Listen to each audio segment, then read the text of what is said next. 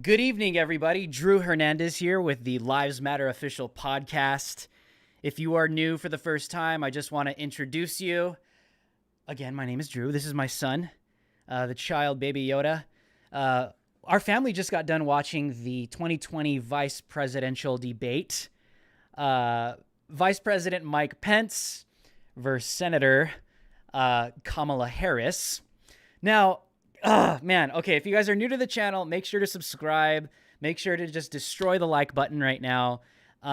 If you're freaking out right now because you don't have any toilet paper, like Kamala Harris said, make sure to go grab some if you're crying from that devastating L that she just took. Anyways, that was a cringe joke, but whatever. Let's just get to this, okay? Make sure to smash the like button, decimate the like button, let YouTube know that you actually like me and you like my content and you want to keep seeing it. Turn on the notification bell.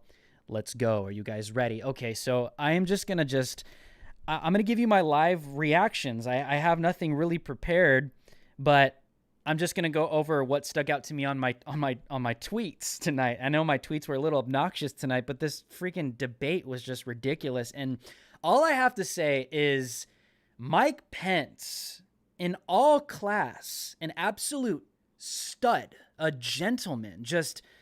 Even when Cam Harris is trying to bait him to kind of, get all emotional and, seem like a big, bad, toxic, masculine man just crushing a woman, doesn't bite. Yet he still finds a way to choke slam her anyways on the debate stage. And I just loved it. I was watching it with my wife right now. And when he said what he said, and we're going to get into that, oh my gosh, I wish Trump would say that. On the debate stage whenever he's accused of being or sympathizing with Nazis. But we're going to get into that. The first thing that stuck out to me tonight, you guys, and I don't know if it did with you, was right out of the gate, similar to the first debate, right out of the gate, it's Donald Trump, the Trump administration, because Vice President Mike Pence is head of the task force, COVID-19 task force. Right out of the gate, Biden campaign, the left, is blaming the Trump administration for the, 210,000 deaths that have accumulated in the United States due to COVID-19 or COVID-related cases. This is what I was saying last week or whenever the debate was. This is what I was saying is They blame the Trump administration.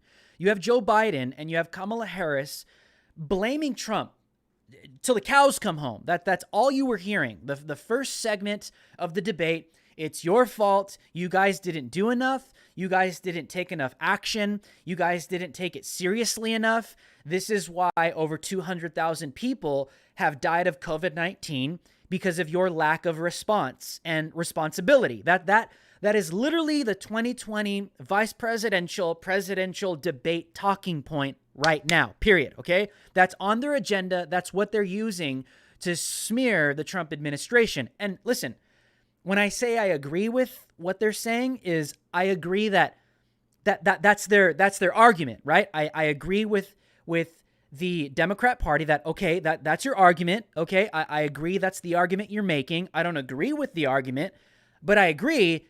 And we can both agree that your argument is the Trump administration didn't do enough. Therefore, the 200,000 plus deaths of COVID-19 are their fault. That's your argument, right? They would say, yes, I agree with you. That's your argument. I don't agree with the argument, but we can both agree that that's your argument, right? So take it a little further. Further down the line, when we start to talk about the economy, Joe Biden and Kamala Harris, they then shift. It's like, they're talking out of one side of their face and they're saying, it's your fault that people have died from COVID because you didn't do enough. Right? I agree. That's your talking point. I don't agree with it. But then they shift to the other side of their face. And Kamala Harris did the same thing that Joe Biden did in the first debate. She then starts to blame Donald Trump for the tanked economy, which is due to what? Which is due to COVID-19 restrictions that came from the executive power all the way down to the local powers statewide, nationwide on the states, right? Trump distributed to the governors to do what they wanted to do, when they wanted to do it, when they wanted to reopen, how they wanted to reopen. Recommendations came from the executive branch, from the president of the United States, correct? What am I saying? What I'm saying is, how is it that it's Donald Trump's fault that they didn't do enough for COVID, and that's why people have died, but it's still Donald Trump's fault that the economy is tanked because the Trump administration did things that caused the economy to die? Because so many businesses shut down because they listened to the CDC, whatever your opinion is on the CDC and Fauci, we can go down that rabbit trail, but let's just talk about what happened tonight. Vice President Mike Pence made it very clear. We listened to the recommendations. They recommended to us that if we didn't take these drastic measures that would equal a tanked economy, that we wouldn't have just 200,000 people dead due to COVID in America. We could possibly have over 2 million dead in America. Therefore, the Trump administration listened to the advice coming from the CDC, from Fauci. You heard him use those names. Dr. Birx. What am I saying?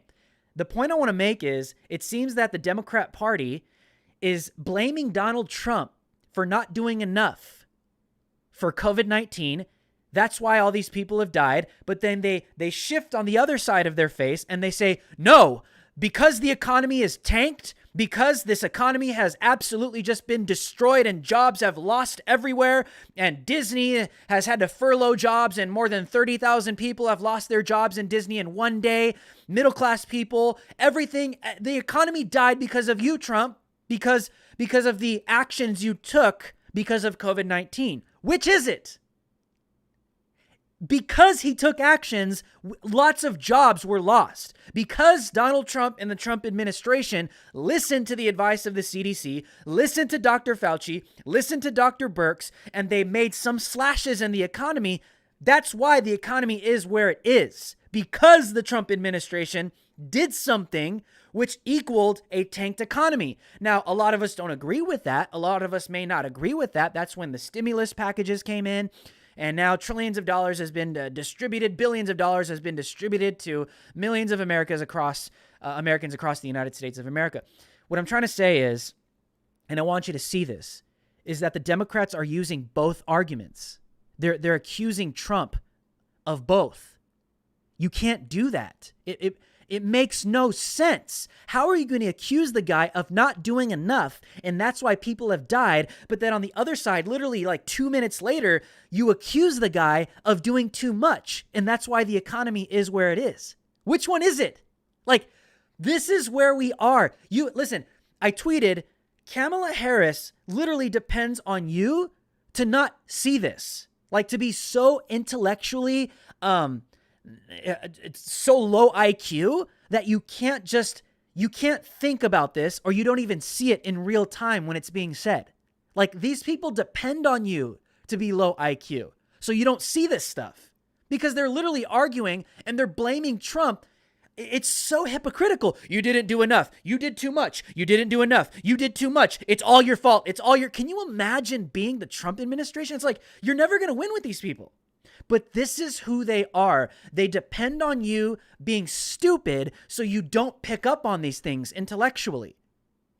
I mean, if you're kind of connecting the dots right now because I'm explaining it to you, thank God and praise God for that. But honestly, if you can't see this in real time, I feel for you. And if you still can't see this after I'm literally explaining it to you, I don't know what else to tell you. But I find it hypocritical because it's the same ridiculous, hypocritical talking point that has been on every single debate so far, and it'll probably be on the next 2 presidential debates.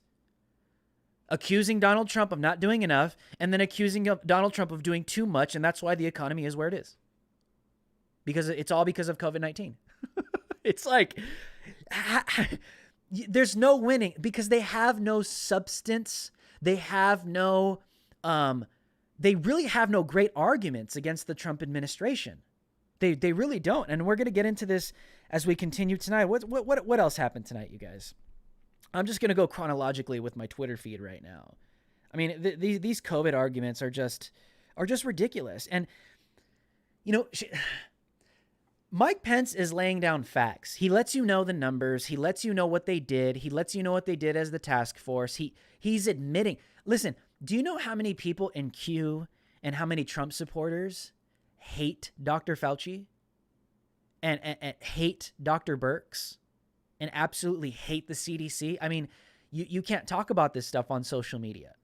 Do you think that is there any interest? Is there any gain for the Trump administration to say, hey, we agreed with Dr. Birx and Dr. Fauci and the CDC? Is there, which I would say probably more than half of the Trump base hates those people. I'm just saying there's a huge, massive, there's a lot of stuff surrounding the CDC right now, but that's not what this podcast is about. What I'm trying to say is this. Mike Pence admits that the Trump administration listened to people that probably more than half of their base hate. Why? For the sake of American lives being saved. Is there any political gain in that? There's political loss in that from their own base. That's not grabbing independence. That would be losing people in your own base. What am I saying? What I'm saying is Mike Pence is giving you facts that are not facts that his base wants to hear. Nobody in the Trump base wants to hear that the Trump administration listened to the advice of Dr. Fauci. Are you serious? Just saying. He's giving you facts. They listened and it worked. It did bring down the deaths, the death toll. It could have been in the 2 millions. This is what the vice president was saying, you guys. I'm just quoting what he was saying. But Kamala's responses, like every time she would just be like, I'm speaking, Mr. President. I'm speaking, Mr. President. It's like, what's wrong with you? Like, you're in a debate. Like, you know what I mean? Like, you're going to be challenged. You're like, when you're in a debate, people are going to cut you off when you're debating. Like, when you're going back and forth with your ideas, it's going to get a little heated. And you don't need to come out and say, I'm speaking, Mr. President. It's like, yeah, we know you're speaking, but you're literally on the biggest debate stage of the year. And you're going to sit there and act like, oh, I'm so tough. I'm speaking, Mr. Vice President. I'm speaking. It's like, yeah, we know you're speaking, but you're in a debate. Like it's just ridiculous. But she makes this comment and it's like this same fear-mongering crap that they always turn to because these people, they depend on you to be just emotionally driven, and you don't think with your brain and you think with your emotions, and they say something that gets you emotionally triggered, and you just got to gravitate towards it. That's who these people depend on you being. This is why Kamala Harris literally made a comment, and she's defending, pushing back, saying that the Trump administration didn't do enough for COVID. And then she turns to the camera and she's like, how freaked out were you when you didn't know when you would get your next roll of toilet paper? Like, there's some truth to that, because Americans cared more about toilet paper than actually cared about food, right? Like, people, like, if you remember when COVID-19 hit, like, people in Costco were, dude, me and my wife went to Costco this one night, and this person literally had like about 4 or 5, right? It was like 4 or 5 freaking shopping carts stacked, like 5 stacks of just toilet paper. So, like, there's truth to what she's saying, but it's like people care more about their businesses, about their health, about their families, about their livelihoods. And Kamala Harris turns around, Kamala Toilet Paper Harris. Kamala Toilet Paper Harris. Even if she gets elected in November, she will be Vice President Kamala Toilet Paper Harris. Because that's what America cares about right now. We don't care about police brutality. We don't care about our lives. We don't care about COVID-19. We care about toilet paper. I mean, and there's some truth to it, because dude, come on, dude. Like, people care more about, actually living and eating food, and like where they're going to get their next meal and their next paycheck. They don't know where they're going to go next. And do you remember when you didn't know? All right, let me look in the camera right here. Do you remember when you didn't know where you would get your next roll of toilet paper? It's like just that fear mongering. It's like, oh my God, I remember. I don't ever want to live like that ever again. It's like, dude, because these people depend on you to not think with your brain and to think with your emotions. I guarantee you there were probably Americans in that moment that were like, oh my God, it was Trump's fault. That moment when I didn't have enough toilet paper to wipe my anus, that was because of Trump. I'm voting for Joe Biden. That's it. I'm voting for Joe Biden. That's what sold me. Like, I guarantee you there were probably people in that moment that just literally experienced what I just showed you. And I don't deny it. But it's like, dude, come on, America. Can we raise our IQ? Like, can we do better? Can we be better? I mean, these people depend on you to be this mindless, just emotionally based individual. But you can think, right? You have a brain. Use it. I mean, there's more to life than this. But Kamala Toilet Paper Harris wants you to know that the main thing that's concerning everyone, the main thing that's on everybody's minds for the presidential 2020 election in America is toilet paper. It's like, oh my God, dude. We have riots. We have buildings being burnt down. Innocent people are being killed at Black Lives Matter rallies, and Kamala Harris, toilet paper. It's like, all right. Sorry, Miss Harris. I'm not that stupid. I care about things a little more right now than toilet paper. Mike Pence did say, and I quote, China is to blame, and I quote YouTube. Okay, YouTube. Mike Pence said tonight in the 2020 vice presidential debate, and I quote, China is to blame for the coronavirus. End quote. I could just hear like millions of cheers after he said that, because he's a very like quiet and meek guy. Like, I've met President Trump face to face. He's a very alpha male dude. Like really, he's huge, he's tall, grabs you by the hand, like boom, gives you a massive handshake. I've met him face to face in the White House. And, but I've met Pence too. Like same moment, polar opposite characteristics. Mike Pence just kind of looks you in the eye. Like, let me get the front camera. He just kind of looks you in the eye, just looks into your soul, like very meek, very quiet, just like basks in the glory, like just super presidential. Like I can't even replicate it, but it's like, and I could see that on the debate stage. I could see his reverence. I see his respect.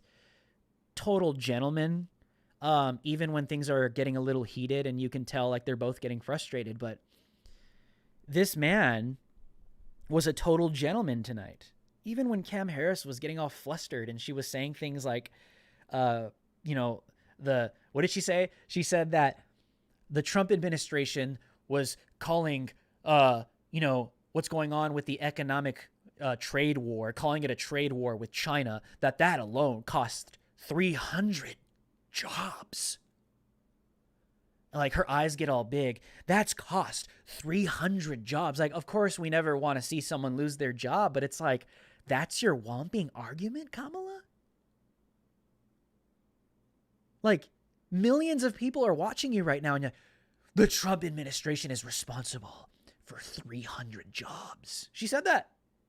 She literally said that. And I'm like, huh? Okay. I guess that's a powerful argument to some people. All right. I'm just giving you guys my thoughts, man. She had a terrible night. She kind of thinks like if she talks more like assertively, like she raises her voice, like that's going to make, like, it reminds me of this. Like when you become a teenager and like the things your mom or your grandma or, if a female figure raised you, like, how like your mom would raise her voice at you, like she would be like, I'll use myself as an example. Like Drew, what do you think you're doing, Drew? Drew, stop doing that. You're going to get in trouble. You're going to be grounded for like 3 months. Drew, I'm going to come over there. And if you're raised in a Hispanic family, sometimes you get a preliminary warning of like a sandal getting thrown at you. Sometimes you wouldn't, but when you did get the warning, your mom would warn you of like coming to like spank you. Sometimes she would, sometimes she wouldn't. That's a Hispanic, family. But the point I'm trying to make is it reminds me, like when you're a teenager and like when your mom would get like real assertive and like that worked with you when you were a preteen, that worked with you when you were like a kid, but then you became a teenager and, you're like 17, 18 and you're just like, your mom does the same thing. Like, you're going to get in trouble. You're like, Mom, just stop. Like, Mom, just stop. That doesn't work anymore, Mom. You just don't do that. You don't need to raise your voice. It doesn't scare me. Like that worked when I was a little kid. That's what she reminds me of. She reminds me of like this outdated mom that is just disconnected from the culture. You know what I mean? And it's just, I'm speaking, sir. I'm speaking. You, sir, the Trump administration is responsible for all these deaths. And the more that I raise my voice, the more that you should believe me. And the more that I open my eyeballs, it's like AOC. She does the same thing. The more she opens her eyeballs, the more you're supposed to believe her. And I'm just talking a bunch of crap right now, but this is what it literally comes off as. And she has like, she's more emotional and animated than she is with any actual substance of policy. Even when she's asked questions that deal with policy, she gives like these bootleg answers that nobody really cares about because she has no substance. And that's just the truth. But it's just really cringe, She may think that's like a symbol or a sign of dominance, right? Maybe that would work with Trump because you guys know Trump is more aggressive, right? Maybe if she was like that, it would be more like, okay, she's a tough cookie. She's been like an attorney. Like she's got that, like, you're not going to mess with me mentality. But when you're doing that to someone like Mike Pence, the guy's so meek. He's so respectful. He's just so chill. It's like, why are you getting like that? Like, Even when he like interrupts you, he does it respectfully. You know what I mean? Like he does it very like meekly, and like she responds all like, "I'm speaking, Mr. President." Like I'm like that's not necessary. Like it just comes off cringe. It's like really weird. It's almost like she's younger than Mike Pence, and she's like getting all like weird, like against like an elderly person. I don't know. It just came off super cringe. Maybe you guys saw that. Let me know what you think in the comment section below. And also, just a quick little commercial. If you guys would like to support me, obviously the links are in the description below. PayPal, Patreon, monthly, Venmo, Cash App. But we do super chats at the end of every single show. So if you have any questions and you want it answered, for sure, I will get to it. So leave any amount below. It supports me, my reporting, and everything that I'm doing in my career. Thank you. Let's continue. So Kamala Harris was super cringe. Oh, now let's go. Let's hit on this. She did detour, and she tried to appeal to Catholic voters. Did you guys catch that? She came out and she's like, "Oh, and by the way, Joe Biden would be the second practicing Catholic in the history of the United States of America if elected president in November." She's trying to appeal, and she reaches out to the faith base, right? She reaches out to Catholics. But in the same minute, she turns around and says, and this was in the context of being asked about Roe v. Wade. She turns around and says in the same minute, in the same sentence, "But I will always and forever defend a woman's right to choose." That's to have an abortion, right? You can't make this stuff up. Like you are not going to reach the faith base, Catholic, Christian, evangelical. They all hold biblical tenets, right?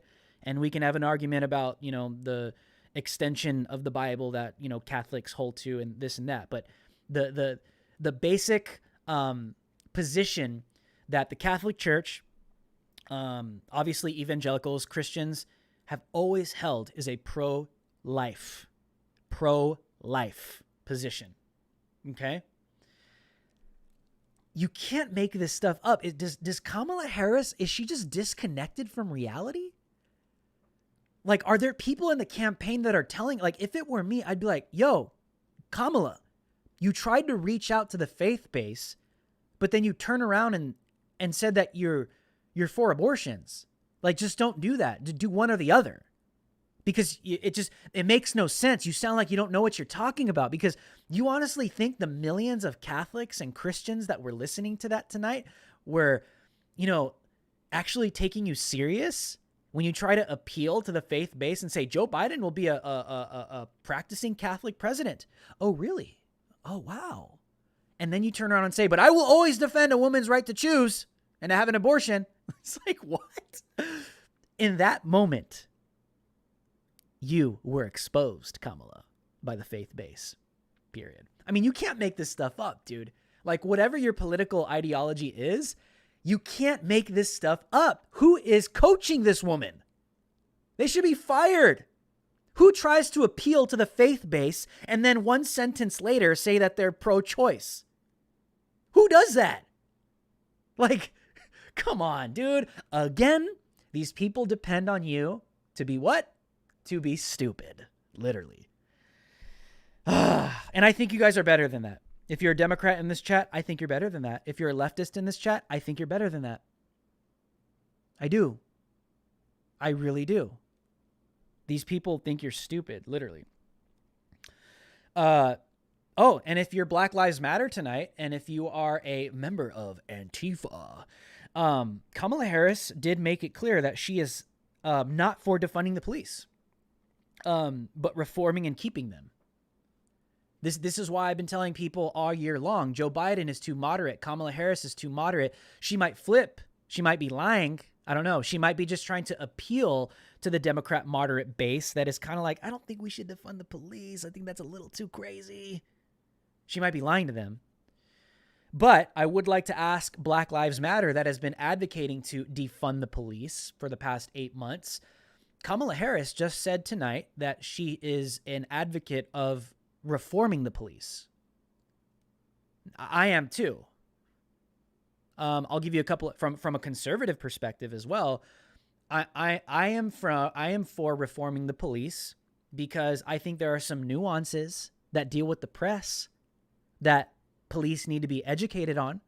I've been arrested for no reason as a member of the press because police officers haven't been trained to deal with this kind of situation. That when you are in the middle of a riot, that there are press around you, and Antifa masquerades as press, but when you get a hold of one and you arrest one, you need to verify who they really are before throwing them in freaking jail. That's what happened to me. Is that something that could be reformed in policing? Absolutely, and I'm for that. There's so many examples. A pastor was arrested in Idaho, I believe, or a Christian for holding a outside church service, and they broke COVID rules. So police officers went and arrested him and took him to jail. Is that constitutional? No, absolutely not. Do I think that needs to be reformed? You better believe. This is why I'm not 100% back the blue, not 100%, just all for police all the time. The reason why is because there are bad cops. And if America ever enters into a police state, the police are going to be the ones to enforce it. And this is why I've been I love the police officers, good ones, bad ones, get the hell out of the force.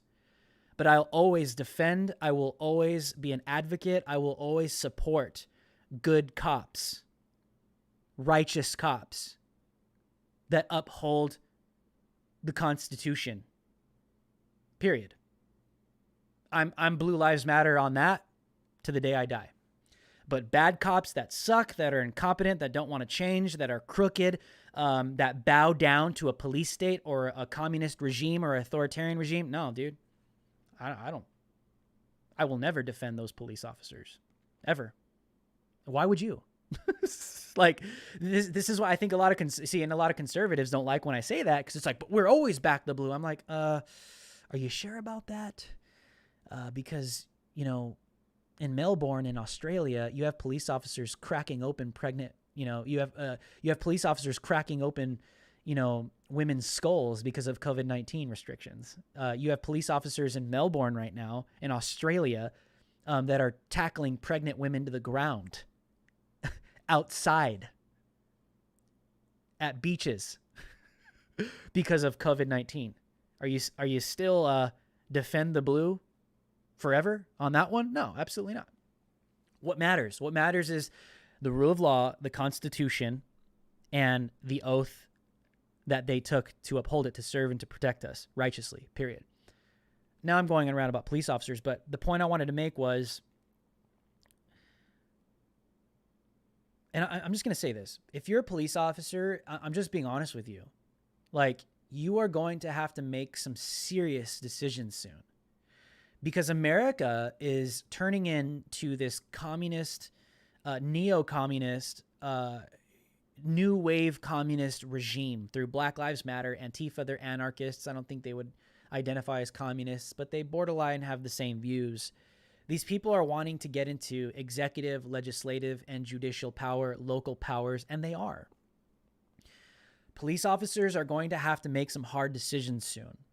If these regimes gain more power, and even those in the Army, in the Navy, the National Guard, everywhere, all law enforcement, you guys are all going to have to make some serious decisions. Are you going to submit to the Constitution of the United States and resist unconstitutional orders, which that's what you took an oath to do? Or are you going to surrender to a neo-communist regime and be used as an enforcer of the police state? You're going to have to choose that someday. I know that's a hard decision to make, but I think God will be with you if you make the right choice. And officer, sir, ma'am, you know what choice that is. And I know it's scary to think about losing a job, but at the end of the day, we always have to do what's right. Because if anyone disagrees with, if anyone in this chat thinks we should defend the blue, even if the blue are enforcers of communist regimes and authoritarian regimes, you got to rethink your ideologies, my brother. This is why I kind of have more of a libertarian view when it comes to the police and how far they can go. And I don't know, maybe you agree with me, maybe you don't. Let me know what you think below. But the point I'm trying to make is this. Kamala Harris is for reforming the police, which means keeping them. You guys catching that? Black Lives Matter wants to defund them, which would mean a decrease in the amount of police officers, which they would obviously re-educate whoever they're going to leave policing. But Black Lives Matter, like Hawk Newsom in Greater New York, what has he made public? They want Black Panther patrols to replace police in New York. So, I mean, it's a lot of gray areas, uncertainty, what these people really want to do when they say defund the police. They want a new regime, in my opinion. And, you know, I've talked about this with Tim Pool. He doesn't really agree with me. You know, when we talked about defunding the police, I have the view that they want a new regime. You know, Tim and I disagreed on this, which is cool. Whatever. We're still friends. We don't hate each other. But I hold the view that I believe that there is a neo-communist regime that has infiltrated our law enforcement, that has infiltrated our judicial, executive, and legislative branch, that has infiltrated our local government powers and wants to not only subvert law enforcement, but remove it and implement a new regime. Because this is what communists do. They install a new regime of those that are willing to bend the knee to the state. That's what they do. Study history. This is why I have this view. Did you know that Stalin, did you know this? Did you know when Stalin began to install his new regime, his new communist regime when he took power, you know what he did with law enforcement? He obviously removed a lot of them, but then he installed convicted felons. Yes, this is a historical fact. Stalin freed convicted pedophiles, convicted rapists, convicted murderers, evil people. He freed them out of prison and he installed them in law enforcement. Fact. Why did he do that? Because you can't have a murderous communist regime and police force in that regime to enforce evil and murderous actions that have any type of conscience. You can't. You can't. This is why I'm telling police officers tonight, you're going to have to make a decision, man. Because if we move into that someday and America turns into that, your conscience won't let you do the things that these people are going to want to do. And this is why Stalin freed pedophiles, freed murderers, and made them police officers to enforce the police state. Because you can't, only those kind of people will be willing to enforce evil. That's how it works. That's how it works. This is why I have this view. So I believe that there is going to be a new regime implemented. Does Kamala Harris have that? I don't know. Is she down for that? I don't know. But based off of what she said tonight, Black Lives Matter, she's not for defunding the police, period. She's for reforming. She's for re-educating. So you guys gotta figure this one out, because Cam Harris is not with you. I know Hillary claims she was. Oh, speaking of Hillary Clinton, let's move on because I'm ranting. Speaking of Hillary Clinton, I had no idea that the Democrat Party, this is parody, okay? YouTube, all right? This is called sarcasm, YouTube. I had no idea that the Democrat Party tonight was going to have a special guest surprise appearance. I didn't know that Hillary Clinton was going to show up tonight. I thought Hillary was still in her basement. I thought she was still crying and still trying to get over the 2016 election results, but she finally came out.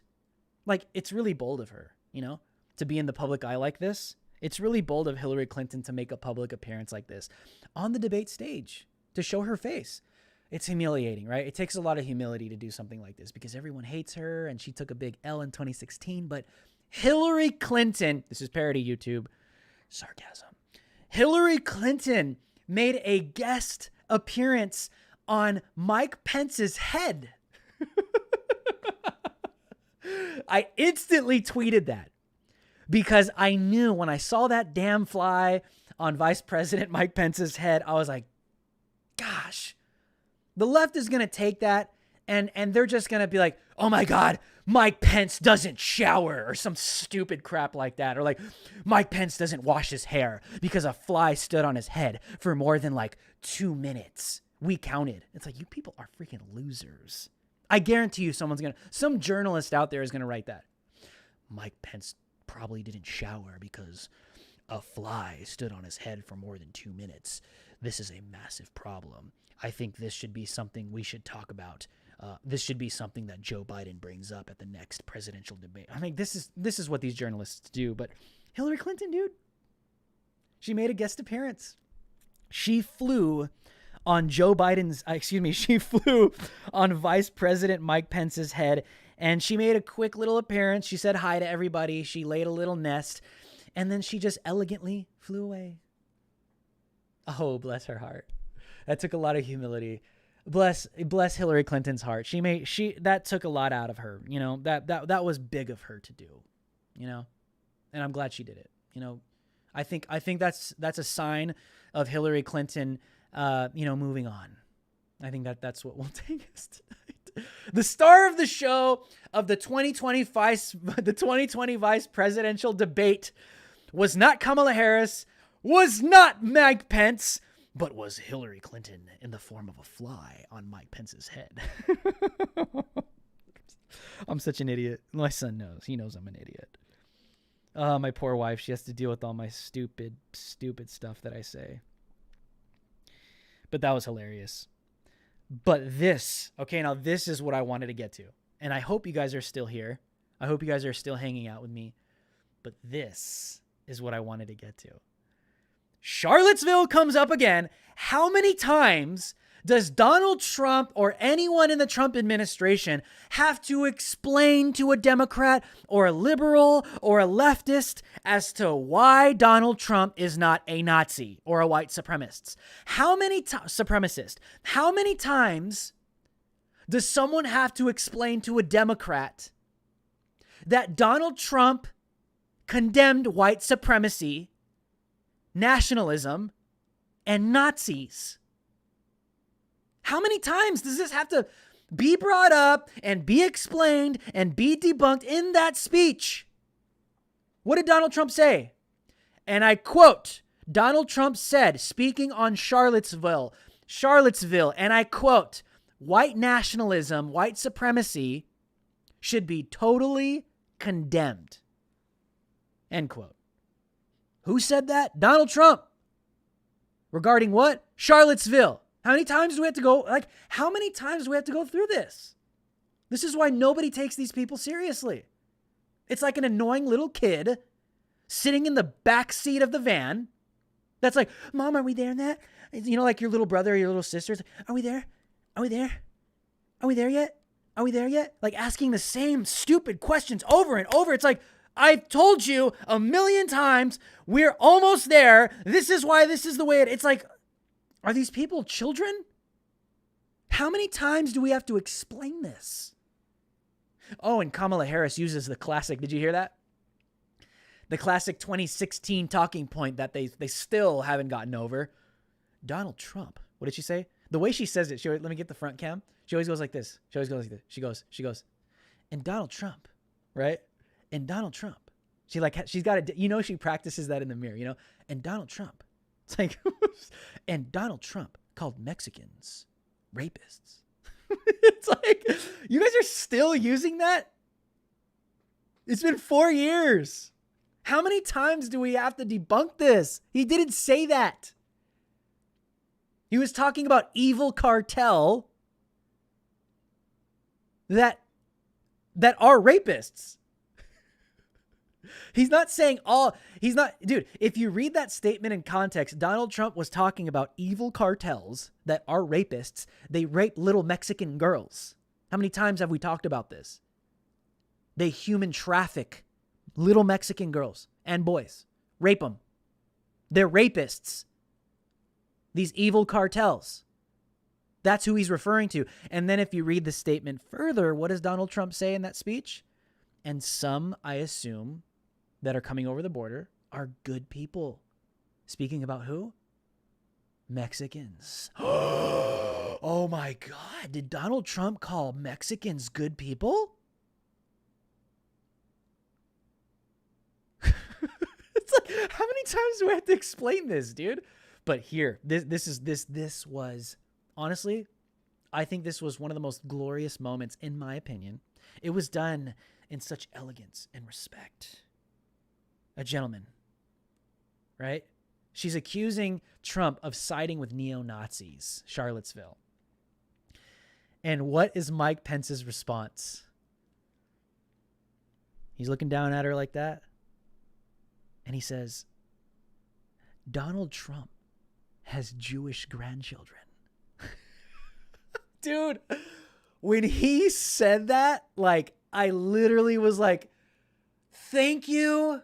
Because I do a lot of man on the street. I've debated so many people. I've used this to debate leftists. I'm like, okay, if Donald Trump is a Nazi, you do realize that his daughter did marry a Jew. He has Jewish grandkids. And there are literally mountains in the Golan Heights that the Jews designated, in the name of Donald Trump. Okay, so what kind of Nazi would receive something like that? But when Mike Pence said that, two things went through my mind. Thank you, sir, for giving the greatest rebuttal to the accusation that Trump is a Nazi or a sympathizer of Nazis. He's got Jewish grandchildren. Like, what do you say to that? And I wonder if there are people in the comments trying to say, well. It's like, dude, you do realize what Nazis are, right? You do realize that Nazis specifically targeted Jews. They viewed them as the scum of the human race. That is why they exterminated them by the millions. What am I saying? If Donald Trump was a Nazi, there is no way in hell, in heaven, in the mind of a Nazi, that he would allow his daughter, his own blood, integrate, procreate with a Jew. Period. Never. Never. But he did. Why? Because Donald Trump is not a Nazi. It's really that simple, you guys. It's really that simple. They make the most simple things the most complicated, ridiculous, stupid issues. I felt like I was watching the WWE. You know the first time you saw like Stone Cold Steve Austin, like, you know what I mean? Or like the first time you've ever seen like The Rock do the people's elbow, or the first time you saw The Rock do like the rock bottom, or you saw Kane like choke slam, or the Undertaker choke slam somebody, or the first time you saw, Stone Cold Steve Austin, do the stunner on somebody. Like the first time you saw that, you're like, oh my God, this is amazing. Like as a little kid, like that's how I felt. Just saying.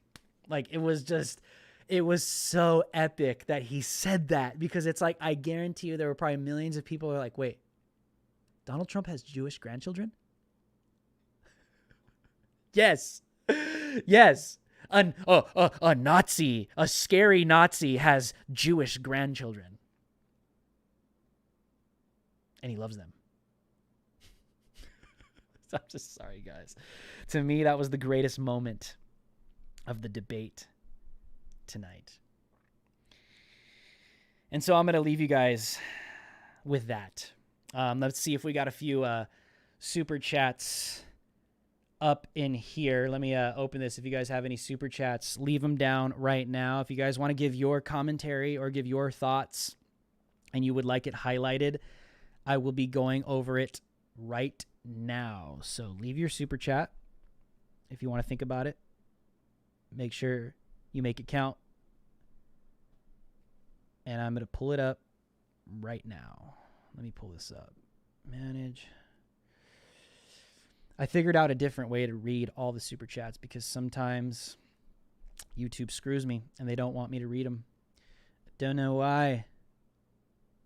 It's a conspiracy theory. Let's see here. Okay, we got a couple. Chrissy Richardson, right?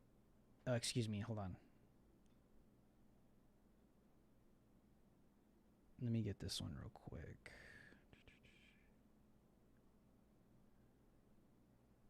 I don't know why that one's like that, but let me just get these two. I must have forgot these two. Chrissy Richardson, what do you think about her refusing to answer the question about packing the courts, just like her running partner? You know the answer to that question. Because they are going to do what they are. This is what they do. They accuse the other side of what they are doing or what they are going to do. That's just a tactic that's been used for centuries. Adolf Hitler did it. Stalin did it. All the authoritarian, every professional liar knows that the best way to keep the spotlight off of you based upon what you're doing, and I think now we know Hillary Clinton did this. Who's the one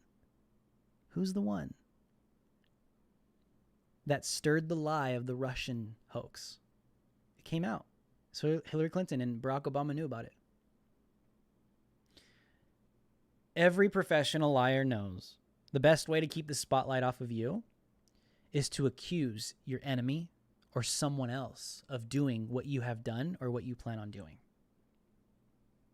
And when I say try it, I'm not advocating you to go and sin because I would never do that.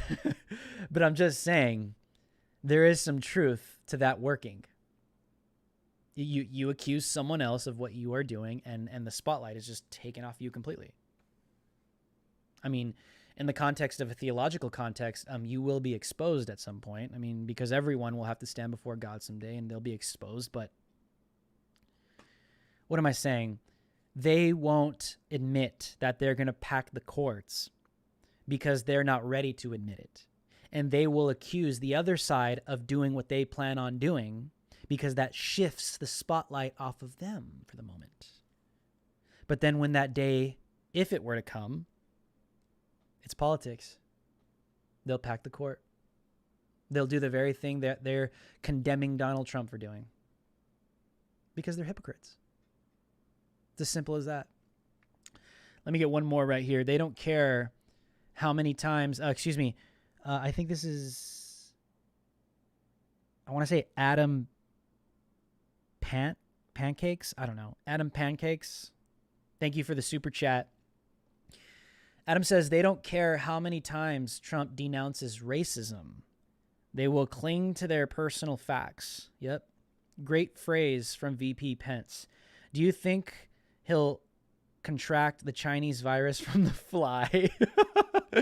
Well, if Hillary Clinton has COVID, maybe that's a possibility because, she was on his head for a very long time. And, if Hillary Clinton hasn't been wearing a mask, I don't think I saw a mask on that fly. Did you guys see a damn mask on that fly? I didn't. Oh my God.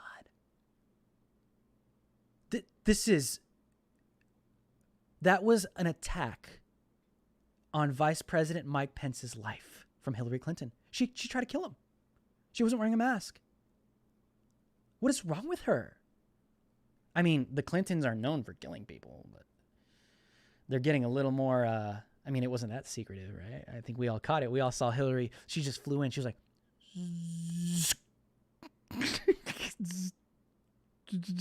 she was like just hanging out on Mike Pence's head for 2 minutes, dude, strong. And then she just laid her little nest. She contracted Mike Pence with COVID, and then she was like, and just flew away. It's like her campaign. It was there for one moment and then gone the next. It's just a nuisance. Let's see if we have any more. Let me pull this up. I don't know. I don't think I'm very funny. I just say a lot of dumb crap. I hope people are laughing.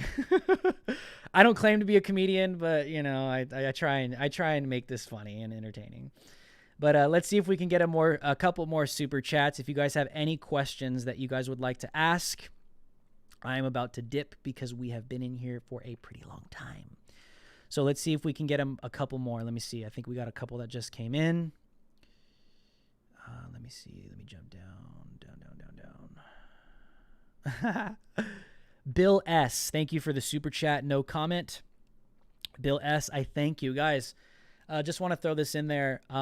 Even the super chats that have no comments, I thank you. Every single dollar, penny, whatever, helps. It goes to my reporting. It feeds my son because Baby Yoda has quite the appetite.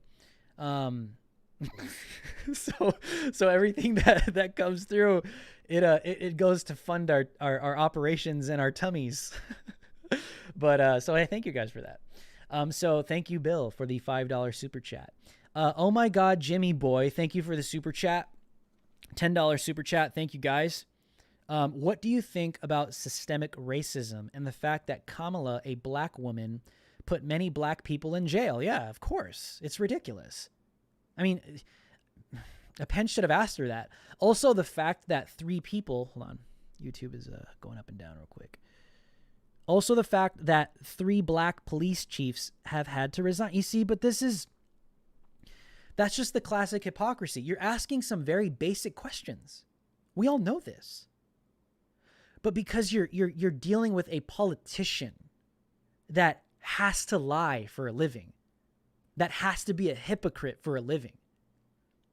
This is why I've been telling people I don't think Black Lives Matter is supportive of Joe Biden and Kamala Harris. I would be shocked. But this is why I always say these people depend on you to be stupid. They depend on you to be a low-educated voter. So you don't ask yourself questions like that. Black Lives Matter and the black community should be asking themselves those very questions because those are true, accurate questions that deserve answers. This woman is trying to represent the black community, but yes, she is responsible for incriminating thousands of black people for petty crimes. Kamala Harris, that's a fact. But she's trying to be like this revolutionary black figure that is going to be the first black vice president of the United States. You see, they count on you to not think about that. I'm fully aware that she's a hypocrite. Obviously, oh my God, Jimmy Boy is fully aware that she's a hypocrite. There might be people in this chat that aren't fully aware that she's a hypocrite, but this is why I always throw the ball back in the left's court. And I say, well, what about this stuff? Does she really support Black Lives Matter? Is she really a face that you guys want up for your cause? Just be honest with yourself. No. Just because she has dark skin, does that mean that she should represent the black community? If your thinking is like, well, yeah, she's black, so get her in. Like, dude, you got to raise your IQ, man. You got to think. You got to really think for yourself. Not everything is about skin color. I take that back. Everything is not about skin color. Period. Because that's what they want from us to believe. Kaylee Smith, thank you for the super chat, $14.99. If you guys would like your questions answered, make sure to get it up on a super chat. Any amount, I will highlight it and I will address it with my knowledge. Kaylee Smith, $14.99, $15 super chat. Thank you. Being with the how poorly Harris did with Tulsi, did she fail as badly tonight as she did then? Do you think this debate helped sway people in the middle? No, I think that there are probably a lot of moderates tonight that saw the class of Mike Pence and they saw the lack of substance with Kamala Harris. I think from a Black Lives Matter perspective, she did say that she's only willing to reform the police. That's a strike one with Black Lives Matter. But that's also trying to get to moderates. You see what I'm saying? These people know this, okay? But with Mike Pence, because the media is so vehemently painting the Trump administration of being racist and, against black people and against minorities and aggressive against women and they hate women, all these crazy, toxic masculinity talking points that they smear the administration with. Did you see that tonight? Be honest with yourself. Did you? No. I think Mike Pence was very classy. He was a gentleman. It was a debate. So that's why he's cutting her off when they're going back and forth. It's a debate. That's what you do regardless of gender. But even in his disruptions and his rebuttals, the man was class act tonight. Very respectful, very reverent. That's what we saw tonight. And you could tell that Cam Harris, she didn't really know how to respond to it. Like, do I get aggressive? Is he being nice to me? You know what I mean? Like, it was weird. It was just awkward. And I think a lot of people saw that tonight. And I guess the point I'm trying to make, since you address people in the middle, I think people in the middle are looking at what both sides are saying. One side is saying that, oh, the Trump administration and everybody in it is just anti-woman and hates minorities and this XYZ. But then the Trump administration comes out with a lot of reverence and respect to a female person of color in the middle of a debate. So I think someone in the middle sees that and is like, yeah, one side might be lying because this guy seems kind of nice and he knows what he's talking about. And Cam Harris really didn't have a lot of substance. I mean, I'd like to talk about policy, but they just always make it about skin color. They always make it about, you know, just these emotionally driven arguments. And then and Mike Pence has to, you know, rebuttal, or he has to respond with as much facts and policy that he can. But this is what they make the debates out of. I mean, we can talk about the Green New Deal. We could talk about all these different things, but they didn't even really get into it. The Green New Deal is a socialist, communist piece of policy that a lot of people don't understand. Joe Biden does. I mean, he said he doesn't, but a lot of his policy has been derived from the Green New Deal. Let's go down a little bit. Let's see if we can catch a little bit more. If there's any more. Let me make sure I didn't miss any. If you guys have any super chats, any questions. Bruh, you just got me a girlfriend. You see that? What? Snoopy the dog. Please keep bringing up communism. I came from one. A communist state regime. People have no idea. Thank you, Drew. Exactly. I always say this. And, you know, Elijah Schaffer is a great friend of mine. I've known him before Slightly Offensive, before Lives Matter, before all of this. Elijah and I have known each other for a long time. And, you know, when you see Elijah on Twitter say things, and because I know him, it's because he really does, like, Elijah won't say anything that he doesn't really, like, really think about. Like, he really is a deep thinker. I mean, you know, people may not know that or may not think that, but Elijah does think things through. And if you notice, Elijah will always on Twitter, like every now and then he'll go at someone, or he'll tweet that, he'll address things like that, and he'll say, "I will pay your round fare trip to any communist country of your choice. I will pay your bags, I will pay your trip, you and your friends, I will pay your stay everywhere, your food everywhere." He's not kidding. Like, he'll do it. Like, if there are kids that want to go to some communist, if you want to go to North Korea, Elijah Schaffer will send you there. Like, literally. He's not kidding. He's not just saying that to have a good tweet. And I echo that. Like, these people that want to turn America into freaking North Korea, Soviet, communist, turn us into Venezuela.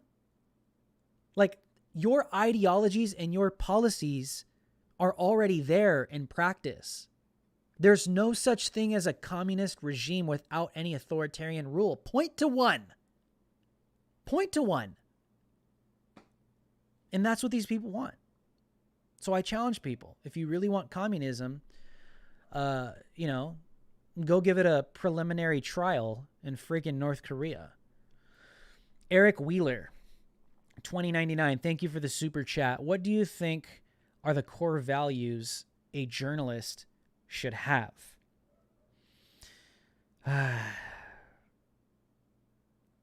I think a core value that a journalist should have, number one, is the conviction to always tell or show truth. Period. Every journalist, every reporter should always have the core value. I would say the number one core value, every single journalist, every single reporter should always be at the forefront of anything they do. Should always be to tell the truth, to show the truth, to write the truth. Because people respect you for that.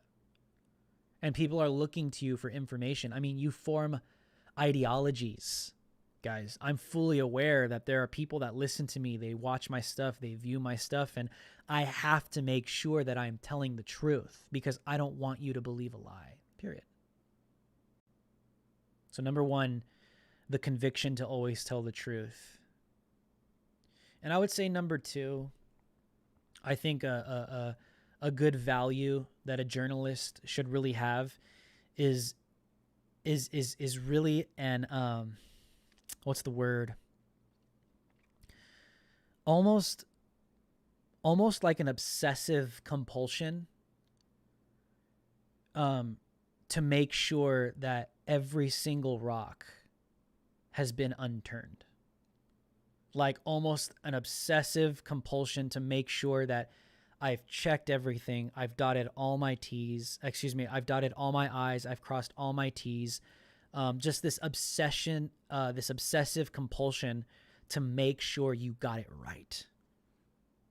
That is a core value. Two core values that I think a journalist or a reporter should have. And I would say maybe one last one would be just fearless. You have to be fearless. Not irresponsible, but you have to be fearless because you are going to run into politicians. You are going to run into media companies. You are going to run into organizations like Antifa and Black Lives Matter that want to kill you for telling the truth. And you have to be fearless. I get afraid a lot because people want to kill me. But I have to face that fear and I have to be bold because I know God is with me. And obviously, if you're a Christian and you're born again, that's a number one trait. That gives you a little bit of an edge when you're on the field. Trust me, it really does. I could tell you guys some miraculous stories. Let me see if there are any more super chats here in the chat. I want to thank you guys that have stayed with me. I think we got one down here. Jordan the Dragon. Awesome. With Kamala dodging condemnation of China, I mean, really think about that. With Kamala dodging condemnation of China, do you think she's influenced by the CCP? Of course. Chinese term. White monkey, not a racist term, by the way. Of course. Dude, if people don't realize that the Democrat Party is in the hand of China at this point, then I don't know what else to show you or to tell you. The left and the Democrat Party will never call out China for their ridiculous dealings. We've been at economic war with China for decades. And Donald Trump was the first to come along and say, this is happening.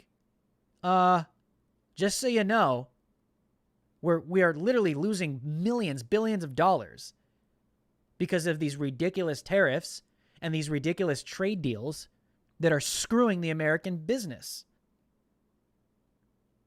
And it's interesting that the Democrat Party wants to defend that. I mean, it goes way deeper. But of course, a lot of her donors, a lot of people that are giving to them through the Democrat channels, they all have ties to China. They want to keep intact what they have. That's another podcast for another day. Slow to anger with the little dancing. You are amazing. Thank you. You are amazing as well. The Real News Gang, all of you, every single one of you in this chat, you are the Real News Gang. You guys are the ones that keep this thing going. If we have any more super chats, make sure to drop it now. I'll give you about a minute or two while I give an outro. Guys, thank you so much. Make sure to just destroy the like button. Let YouTube know that you like me. Make sure to check up that you're still subscribed to me, because a lot of people always end up unsubscribed. Follow me on Instagram, Lives Matter Official. Follow me on Twitter, Lives Matter Show, to see all my real-time tweeting and reporting. I will be hitting the field soon. I can't announce where, obviously, for obvious security reasons. But I thank you guys for everything, all the love, the prayers, the not just the financial support, but the emotional support, the spiritual support, just the love in the comments, guys. I get a lot of hate every single day, and that's fine. But I do get a lot of love from the gang, the Real News gang. So I thank you guys for that. Make sure to share this video with your friends. Share this with anyone that may need to hear some of these things that I said in here. And make sure to go check out the TATUMreport.com. I am part of the Tatum squad. Brandon Tatum, shout out to my boss. Guys, make sure to go check out TATUMreport.com. I myself, all my exclusive reporting will be featured on the TATUMreport.com as well. So make sure to take a look at that. The link will be in the description. So I love you guys, and I will see you guys on the next one.